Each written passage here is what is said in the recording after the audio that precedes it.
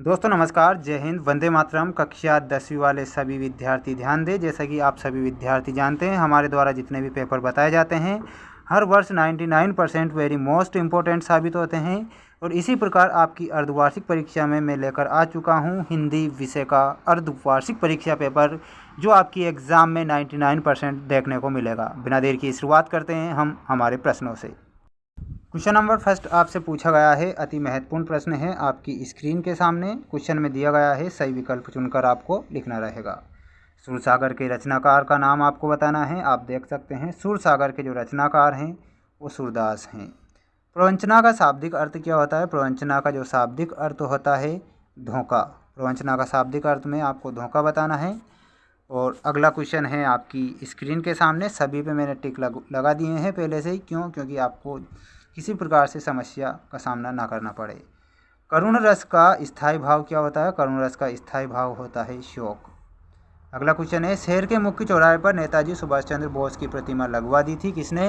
प्रशासनिक अधिकारियों ने शहर के मुख्य चौराहे पर सुभाष चंद्र बोस की प्रतिमा लगा दी थी। दशानन में कौन सा समास होगा? दस है आनंद जिसके अर्थात बहुब्रीहि समास। इसमें अन्य पद प्रधान होता है, तो बहुब्रीहि समास करेक्ट करना है। अगला जो क्वेश्चन पूछा गया है आपकी स्क्रीन के सामने, भोलानाथ का असल नाम क्या था? भोलानाथ का असली नाम आपको बताना है। तारकेश्वर नाथ आप करेक्ट उत्तर याद रखेंगे।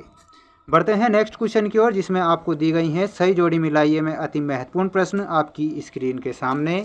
और ये जोड़ी आपको अच्छे से याद करना रहेगा। क्वेश्चन नंबर फर्स्ट में दिया गया है संस्कृति। संस्कृति में आप करेक्ट जो उत्तर मिलाएंगे भंदत आनंद कौशल्यायन से।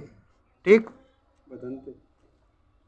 अगला क्वेश्चन पूछा गया है कन्यादान। कन्यादान में आपको करेक्ट उत्तर बताना रहेगा ऋतुराज से।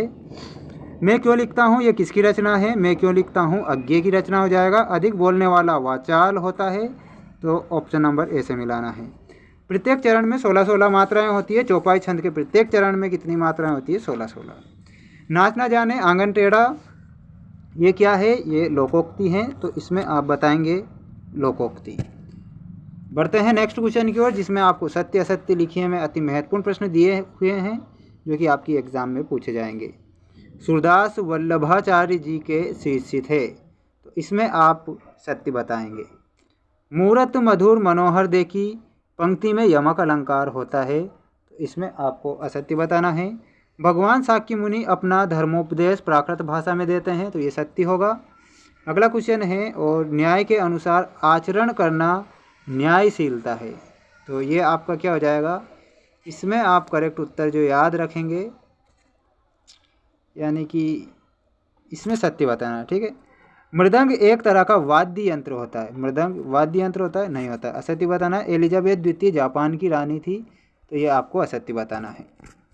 बढ़ते हैं नेक्स्ट क्वेश्चन की ओर, जिसमें आपको दी गई हैं रिक्त स्थानों की पूर्ति कीजिए में वेरी मोस्ट इम्पोर्टेंट प्रश्न। दुख है ना चांद खिला है रात आने पर, शरद या फिर वसंत, तो इसमें आपको शरद करेक्ट लिखना है। यहाँ आप शरद लिखेंगे। लेखक स्वयं प्रकाश जी का जन्म भोपाल या इंदौर कहाँ पर हुआ था? तो इंदौर में हुआ था लेखक स्वयं प्रकाश का जन्म। फादर कामिल बुल्के की जन्मभूमि थी भारत या फिर बेल्जियम, तो बेल्जियम आप बताएंगे। लेखिका मन्नू भंडारी का जन्म गांव में हुआ था, रामपुरा भानपुरा सभी जानते हैं, भानपुरा में उनका जन्म होता है। 16 छतों वाला घर रचना किसकी है? कमलेश्वर शिवपूजन सहाय की, तो इसमें आपको कमलेश्वर बताना है। समास के प्रकार होते हैं, समास के 6 प्रकार होते हैं। सोरठा छंद में चरण होते हैं, कितने होते हैं? 6 चरण होते हैं सोरठा छंद में।